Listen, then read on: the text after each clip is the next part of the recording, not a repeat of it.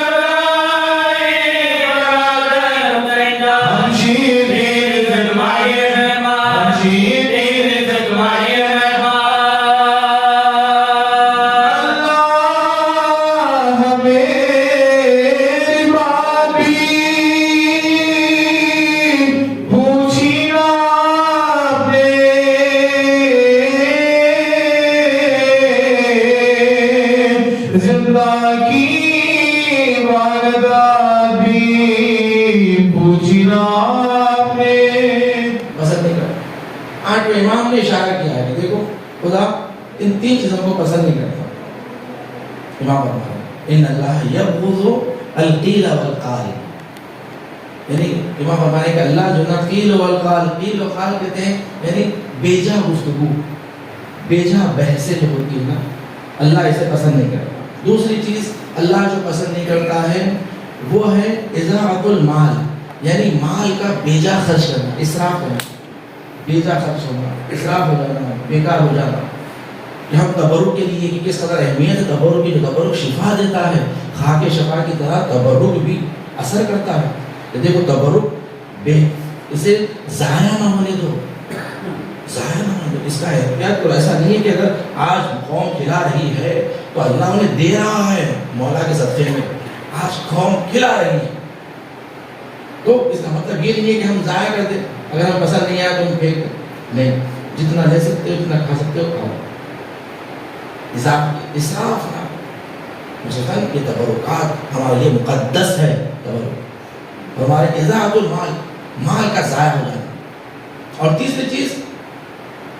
جو امام کہہ رہے ہیں کہ پروردگار پسند نہیں کرتا وہ ہے کثرت السؤال، یعنی لوگوں کے سامنے ہاتھ پھیلانا. ہاتھ پھیلانا یہ خدا پسند نہیں کرتا. انسان اپنے نفس کی حفاظت کرے، عزت نفس کی حفاظت کرے، ہر کسی کے سامنے ہاتھ نہ پھیلاؤ. دیکھو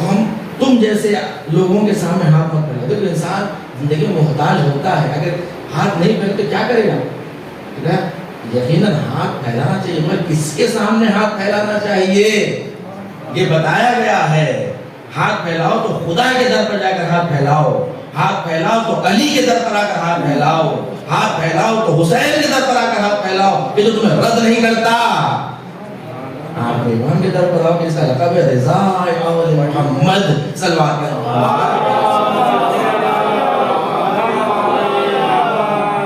ہمارے پاس ایسے دروازے موجود ہیں.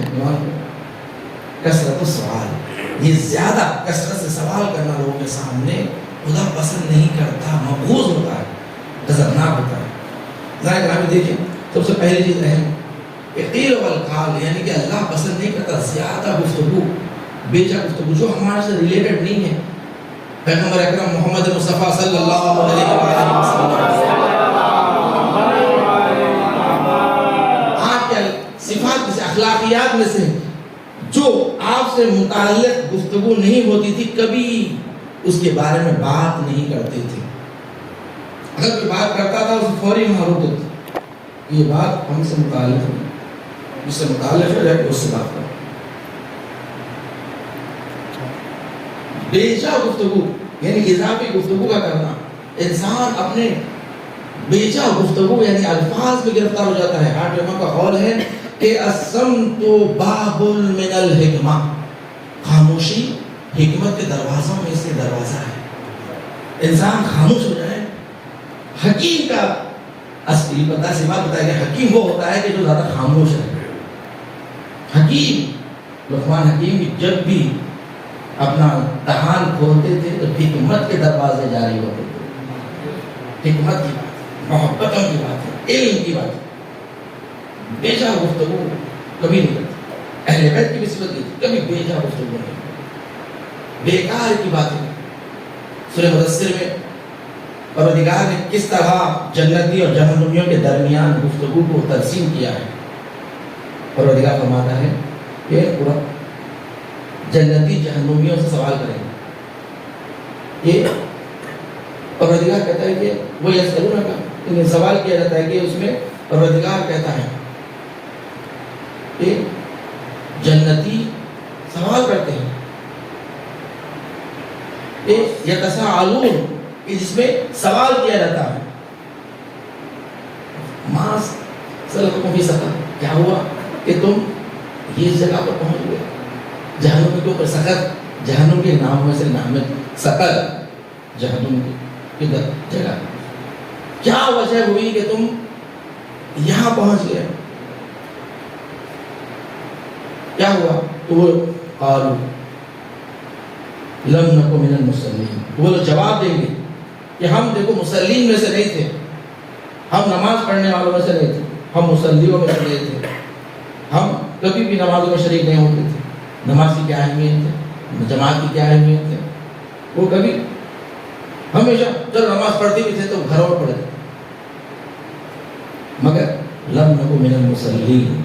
ولم نکن نطعم المسکین. اب ہم کبھی کھانا کھلانے والوں میں سے بھی نہیں تھے، کبھی کسی مسکینوں کو کھانا نہیں کھلاتے تھے. کھاتے تھے ہر جگہ جا کے، مگر کبھی کھلاتے نہیں تھے کسی. جن کے قرآن میں اللہ جہنمیوں کے صفات بتا لم نکن نطعم المسکین، ہم کبھی کسی مسکین کو کھانا نہیں کھلاتے. وَكُنَّا نَخُوضُ مَعَ الْخَائِضِينَ، اور ہم بیجا بیکار گفتگو کرنے والوں کے ساتھ بیٹھا کرتے تھے. لیکن تیسری صفت جو بتا رہے ہیں جہنمی، بیکار گفتگو، بیجا گفتگو کرنے والوں کے ساتھ ٹائم ویسٹ کرنا. زندگی قیمتی ہے. آج ہمارے دیکھو زندگی تمہاری بہت قیمتی ہے. تم ہماری محبت کے لیے پیدا کیے گئے ہو، تم ہمارے ذکر کے لیے پیدا کیے گئے ہو. زندگی پر یا علی کرتے ہوئے گزار دو. بیجا گفتگو کر کے اپنے آپ کو گرفتار نہ کرو. وَكُنَّا نُكَذِّبُ بِيَوْمِ الدِّينِ، ہم آخرت کو جھٹلاتے تھے. حتیٰ أَتَانَا الْيَقِینُ، یہاں تک کہ موت آ گئی. اور ہم گرفتار ہو گئے اور ہمیں جہنم بھیج دیا گیا. آیت اللہ غزلی ابھی ایران موجود ہے، وہ کہتے ہیں کہ ان کا ایک ساتھی تھا، ان کا دوست تھا، وہ دوست شہید ہوا کسی حادثے کے واقعے میں، دشمنوں نے اسے شہید کر دیا، یا سیریا میں کسی واقعے میں شہادت ہوئی، شہادت کے درجے میں پہنچا. تو ایک مرتبہ کہتے ہیں کہ مدت کے بعد انہوں نے خواب میں دیکھا اسے، اور اس دوست سے پوچھا کہ کیا حال ہے؟ شہید کا درجہ تو بڑا بلند ہوتا ہے، شہید جو اللہ اہل بیت کے راہ میں شہید ہو جائے، مارا جائے، اسے کیا درجہ ملتا ہے؟ شہید کا خون زمین پر نہیں گرتا، اللہ اسے معاف کر دیتا ہے. کس مقام پہ ہو، کیا حال ہے؟ تو تاکہ انہیں راستہ پتہ چلے، حرم کا راستہ، اور جا کر فوری حرم کے جو متولی ہے ان سے کہو کہ دروازے کھول دیے جائیں. رات کا وقت ہے تاکہ ظاہرین جو بحرین سے آ رہے تھے انہیں حرم میں جگہ دی جائے، اور انہیں سردیوں کا موسم تھا. تو فوری جاتے ہیں، جا کر تلاش کرتے ہیں، دیکھتے ہیں کہ کچھ لوگ ان کی طرف آ رہے ہیں، اور جب ان سے ملاقات کرتے ہیں، ان سے پوچھتے ہیں کہ تم لوگ یہاں پر کیسے، کس حال میں تھے؟ کہا کہ ہم بحرین سے آئے تھے مولا کی زیارت کے لیے، مگر برف اتنی پڑی کہ ہمیں راستہ ہی پتہ نہیں چلا، اور کافی دیر سے ہم یہیں گھوم رہے تھے، اور آخر میں یہ حال ہو گیا کہ سردی کے مارے ہمارا جسم اب خشک ہونے لگا، اب ہمیں ایسا لگا کہ اب ہم مرنے والے ہیں. ہم سارے ایک طرف جمع ہو گئے، اور ہمارے سروں پر ہم نے چادروں کو اوڑھ لیا اور رونے لگے، اس لیے کہ آخری وقت تھا، موت قریب تھی، رو رہے تھے. تو ہم میں سے ایک بہت ہی صالح فرد تھا، مومن تھا، اس کے خواب میں مولا آیا اور اگر کہا کہ مولا کہتے ہیں کہ اٹھو، فوری یہاں سے اٹھو، میں نے فوری حرم میں کہہ دیا ہے کہ وہ لوگ تمہاری طرف آ رہے ہیں، تم لوگ بھی جہاں روشنی دکھ رہی ہے اس طرف آگے بڑھو. میں کہوں گا مولا امام جواد آپ یتیم ہو گئے، آپ امام دنیا سے گزر گئے، مگر کیا خوش نصیب ایماندار کا امام بیٹا موجود ہے، باپ کا سر گود میں لیے ہوئے، مگر آئے کربلا میں حسین، خاک کربلا آئے جب زینب آئی بھائی کا چہلم کرنے، ایک مرتبہ قبر پر گرا ڈالا، زینب نے کہا بھیا تیری بہن لٹ کر آئی ہے، قیدی بنایا گیا، بازوؤں پر رسند باندھی گئی، دیار پہ دیا، بھیا تیری بہن،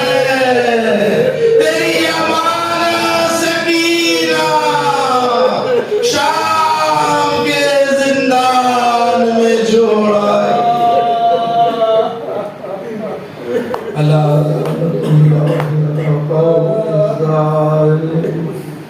وَسَيَعْلَمُ الَّذِينَ ظَلَمُوا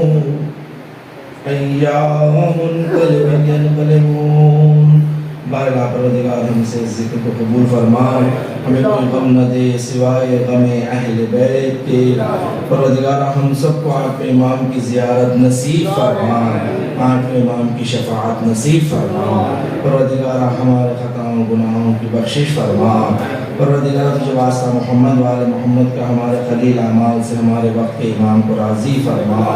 پروردگار دنیا میں جہاں جہاں مومنین و مومنات عزاداران امام حسین، زائرین امام حسین، ان کی حفاظت فرما، مقامات مقدسات کا تحفظ فرما، جنت البقیع کی تعمیر دیکھنا نصیب فرما، شام میں روضہ مقدس کی حفاظت فرما، مراج اکرام کا سایہ ہمارے سروں پر قائم و دائم فرما، دشمنان اہل بیت، دشمنان اسلام کو نیست و نابود فرما، امام زمانہ کے ظہور میں تعجیل فرما، ہمیں امام کے ناصروں میں شمار فرما. ربنا تقبل منا انك انت السميع العليم بجاہ محمد و آلہ الطاہرین. ماتم حسین. حسین حسین حسین حسین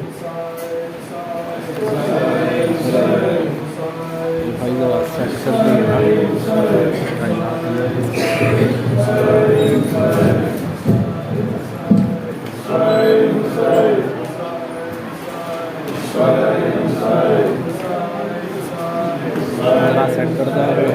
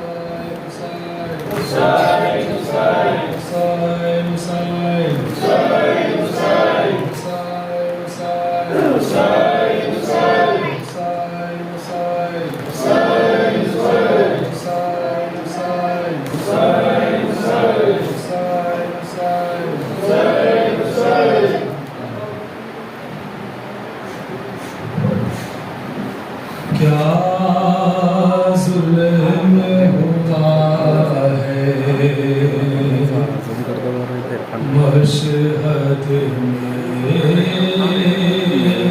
کیا ظلم ہوا ہے، مشہد میں کیا ظلم ہوا ہے،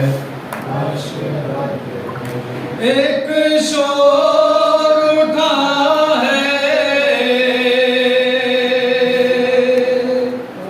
مشہد میں کیا ظلم ہوا ہے، مشہد میں کیا ظلم ہوا ہے، مشہد میں کیا ظلم ہوا ہے، مشہد میں کیا ظلم ہوا ہے، کیسی یہ ہوائیں ظلم چلی، ایسی یہ ہوائیں ظلم چلی، بجھتا ہے چراغے حال نبی، چراغے حال نبی، ہر سمت اداسی چھائی ہوئی، ہر سمت اداسی چھائی ہوئی، بہرام بقا ہے مشہد میں کیا ظلم ہوا ہے، مشہد میں کیا ظلم ہوا ہے، مشہد میں ہر سمت قیامت ہے برپا، قیامت ہے برپا، ہر سمت ہے شور باویلا، ہے شور باویلا، ہر سمت ہے طوفان عشقوں کا، طوفان عشقوں کا، بے کس کی عطا ہے مشہد میں کیا ظلم ہوا ہے، مشہد میں کیا ظلم ہوا ہے، مشہد میں کیا ظلم امام دی پہ ہوا، امام دی پہ ہوا، کیا زہر دہانے کام کیا، زہر دہانے کام کیا، نزدیک نہیں کوئی ان کا، نہیں کوئی ان کا، آدم کی سطح ہے مشہد میں کیا ظلم ہوا ہے، مشہد میں کیا ظلم ہوا ہے، مشہد میں ٹوٹی ہے نبی کی ایک کڑی، ہے نبی کی ایک کڑی، رحلت ہے رسائے بے کس کی، ہے رسائے بے کس کی، سر پیٹ رہی ہے تنہائی، رہی ہے تنہائی، رونے کی سطح ہے مشہد میں کیا ظلم ہوا ہے، مشہد میں کیا ظلم ہوا ہے، مشہد میں ہر لمحہ تصور ہے جس کا، تصور ہے جس کا، جو قتل ہوا رن میں پیاسا، قتل ہوا رن میں پیاسا، ملتی ہے نظر میں کربلا، نظر میں کربلا، بے چین رسا ہے مشہد میں کیا ظلم ہوا ہے، مشہد میں کیا ظلم ہوا ہے،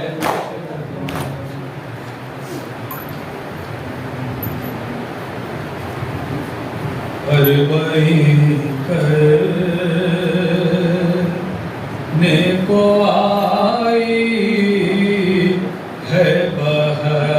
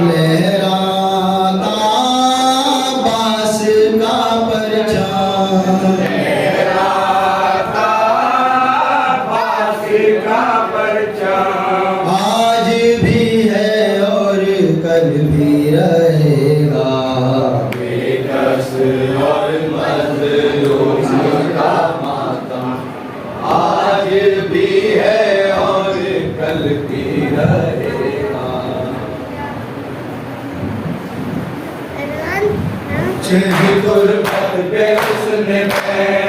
सब कायनात लुट गई मेरी सुनो हुसैन सब कायनात लुट गई मेरी सुनो हुसैन ये तेरी बहन सारे जहां की सताई है भाई का ज़ैनब जो आई है जय मनाने भाई का ज़ैनब जो आई है भाई मैं तुझको देती हूँ पुरसा जवान का भाई मैं तुझको देती हूँ पुरसा जवान का भाई मैं तुझको देती हूँ पुरसा जवान का भाई मैं तुझको देती हूँ पुरसा जवान का हम शक्ल मुस्तफा का तेरे दिल का चैन था हम शक्ल मुस्तफा का तेरे दिल का चैन था सुन कर ये कब्र शाह ज़मान कर दलाई है भाई का ज़ैनब जो आई है जय मनाने भाई का ज़ैनब जो आई है असगर का पुरसा देती हूँ जो तश्न लब रहा असगर का पुरसा देती हूँ जो तश्न लब रहा असगर का पुरसा देती हूँ जो तश्न लब रहा असगर का पुरसा देती हूँ जो तश्न लब रहा तेरे सितम से छिप गया मासूम का गला तेरे सितम से छिप गया मासूम का गला पानी की एक बूंद भी जिसने न पाई है मनाने भाई का ज़ैनब जो आई है जय मनाने भाई का ज़ैनब जो आई है अब्बास नामदार का पुरसा लो है हुसैन अब्बास नामदार का पुरसा लो है हुसैन अब्बास नामदार का पुरसा लो है हुसैन अब्बास नामदार का पुरसा लो है हुसैन वो जिसके बाद तुमको मिला नाज़रा भी चैन वो जिसके बाद तुमको मिला नाज़रा भी चैन जिसको हर एक गम पे सदा भी लगाई है तुम मनाने भाई का ज़ैनब जो आई है जय मनाने भाई का ज़ैनब जो आई है अंसार बावफा तेरे सब वाहम मरहबा अंसार बावफा तेरे सब वाहम मरहबा अंसार बावफा तेरे सब वाहम मरहबा अंसार बावफा तेरे सब वाहम मरहबा जाते के अपनी अजर रिसालत अता किया जाते के अपनी अजर रिसालत अता किया ज़ैनब यहाँ पे सबके ही पुरसे को आई है तुम मनाने भाई का ज़ैनब जो आई है जय तुम मनाने भाई का ज़ैनब जो आई है सीने पे सोने वाली तो जिंदा में मर गई सीने पे सोने वाली तो जिंदा में मर गई सीने पे सोने वाली तो जिंदा में मर गई सीने पे सोने वाली तो जिंदा में मर गई हमने हमारे और इज़ाफ़ा वो कर गई हमने हमारे और इज़ाफ़ा वो कर गई अफ़सोस करबला में वो अभी न आई है तुम मनाने भाई का ज़ैनब जो आई है जय तुम मनाने भाई का ज़ैनब जो आई है जय तुम मनाने भाई का ज़ैनब जो आई है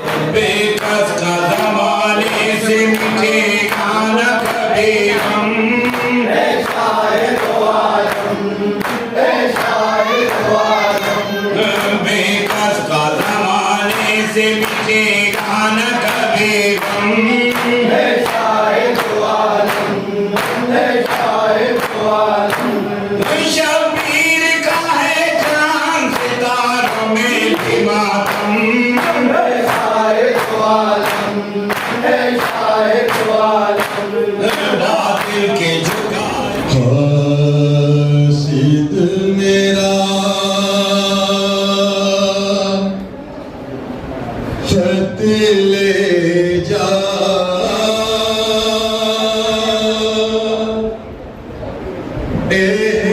احسان بڑا ہوگا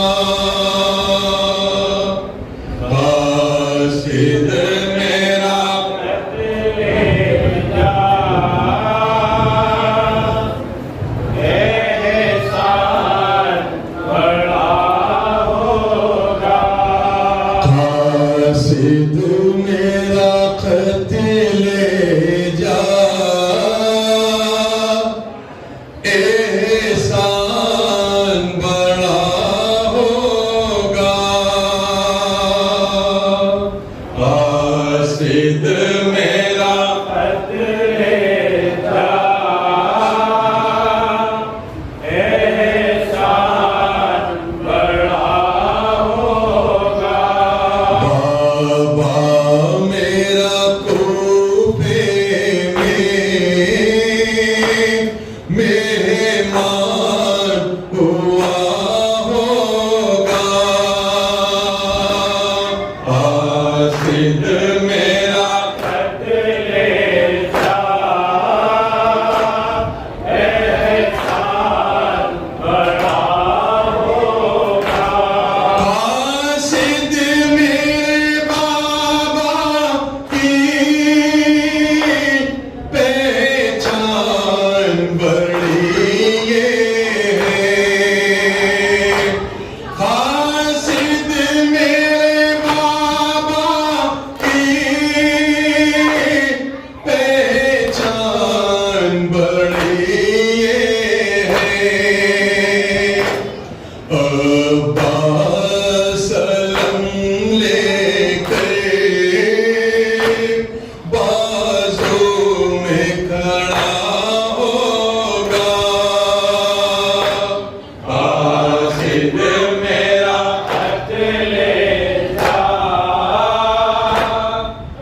احسان بڑا ہوگا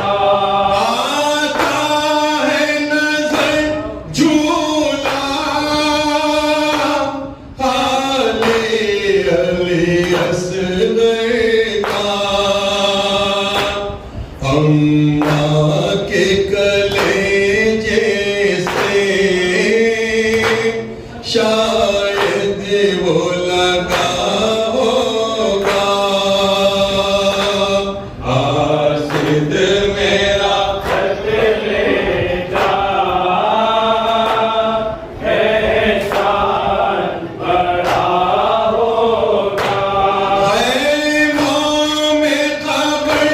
دینا قاصد ہوں میں صغرا کا میرے غم فرصت میں ایک شور مچا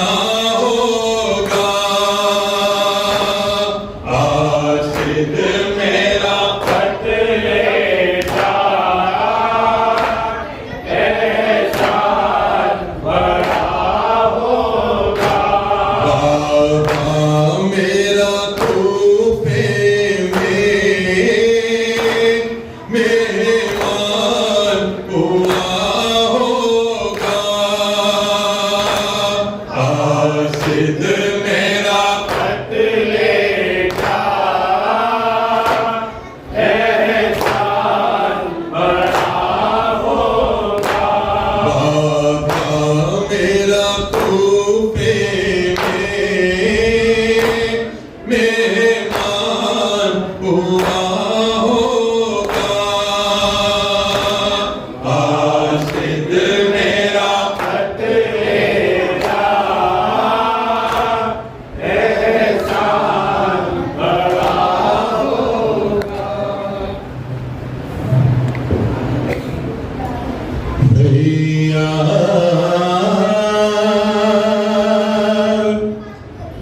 تیرے چہلوں کے لیے आई है ज़ैनब भैया तेरे चेहरों के लिए आई है ज़ैनब दुख पाई है दुख पाई है दुख पाई है भैया तेरे के लिए आए जिंदा महद पाली सकीना बना के भाई की अमानत को रहता कुछ पाके साथ अपने लुटे काफिल को लाए ज़ैनब तेरे चेहरों के लिए आए ज़ैनब माता एक मरकत पर है दुखिया की नौहा आई है बहन मिलने फोटो मेरे भैया बिन दे हर के नाम पर दुख पाए है ज़ैनब तेरे चेहरों के लिए आए है ज़ैनब बेमुखला चाहते गए बाजार में भैया दरबार यजीदी में बेटो है ज़हरा था हुक्म जो तेरा वो बजा लाए है ज़ैनब तेरे चेहरों के लिए आए है ज़ैनब हर टूटे हुए दिल को सहारा दिया ने हर दर्द में कुंदे को दिलासा दिया ने हर हाल में हर गरीब को समझाए है ज़ैनब तेरे चेहरों के लिए आए है ज़ैनब भैया तुम बतलाओ वतन का क्या करूं क्या सुगरा तुम पूछेगी तो बोलो मैं कहूँगा जब भी ख्याल आया है घबराए है ज़ैनब तेरे चेहरों के लिए आए है ज़ैनब सलाम पे आ फातिमा ज़हरा सलवत सलाम पे आ फातिमा ज़हरा हम आए हैं पुरस्कार के लिए फातिमा ज़हरा सलवत सलाम पे आ फातिमा ज़हरा सलवत सलाम पे आ हम आए हैं पुरस्कार के लिए फातिमा ज़हरा ज़ैनब के पिसर मोहम्मद नबी पुरस्कार ज़ैनब के पिसर मोहम्मद नबी पुरस्कार और सर बेशिर काया फातिमा ज़हरा सलवत सलाम पे आ फातिमा ज़हरा सलवत सलाम पे आ फातिमा ज़हरा हम आए पुरस्कार के लिए फातिमा